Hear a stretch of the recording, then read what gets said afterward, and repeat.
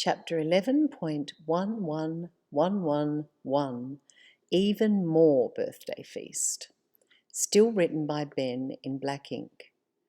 Near midnight there was a huge birthday cake in the shape of Miguel's old-fashioned wheelchair. It had 1,111 candles on it, and it was altogether perfect. Mouse, Teep, Milo and Duster hovered nearby, looking as proud as Punch of their surprise cake. Miguel's big red face beamed as we sang 11 different happy birthday songs, and then he blew out every last one of those candles. Thank you, my brilliant crew, he boomed, gesturing to the members of his special club. Mouse, Teep, Milo and Duster bowed low and shouted, "It was an honour!" Miguel gave each one of them a hug, and after that there were fireworks. Not smoky ones, but massive rockets that Jax and her team had made using their beloved physics of enchantment. The lights of the fireworks reflected across the ocean and up into the Noesis. That night, the Noesis looked like a huge mirror. It was amazing to see everything below reflected back down to us. After the fireworks, there was a big hush, and then Miguel boomed across the beach. "Anyone want to ask me a question? I don't want this party to end, so I'm staying up until sunrise. Ask me anything."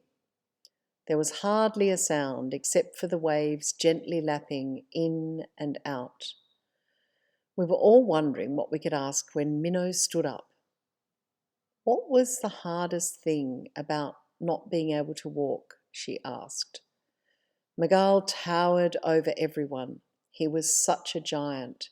It was a bit hard to get used to, but to answer Minnow, he knelt down next to her.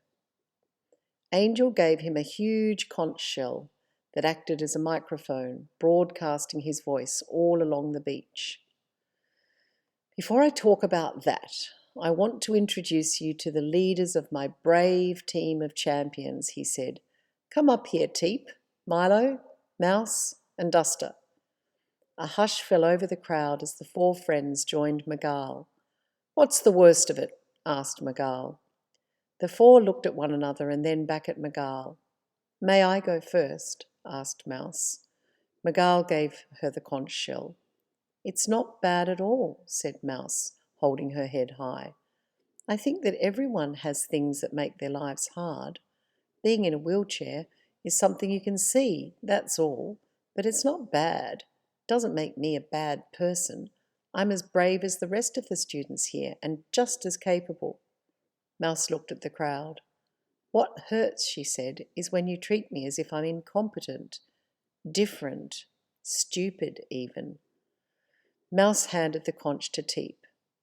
"I agree," said Teep in a quiet voice. "We want to be included, part of things, not isolated." Teep looked down as he gave the conch to Milo, who stared out at everyone before speaking. "I feel the same as every one of you," he said. "I want you to know that, to really know it." "Duster?" Milo grinned at Duster as he took the conch. "Everything they said, and this," said Duster. "You're all the best, but none more than this hero here." Duster looked up at Miguel. "We didn't choose to need wheelchairs, but he did," said Duster. "He did it for a friend. I don't know if I could do that. I honestly don't. I used to run and jump and climb trees before the accident, but if you ask me to willingly go into a wheelchair, I'm not sure. I'm not sure if I would, even for my best friend in all the world. So thank you, Miguel, because I think you'd do that for me, for any one of us." Duster stopped speaking. Miguel picked up Duster and his wheelchair and held him high above his head. "3 cheers," he roared. "Hip, hip, hooray," we all boomed. And again boomed Miguel. "Hooray! Hip, hip, hooray!"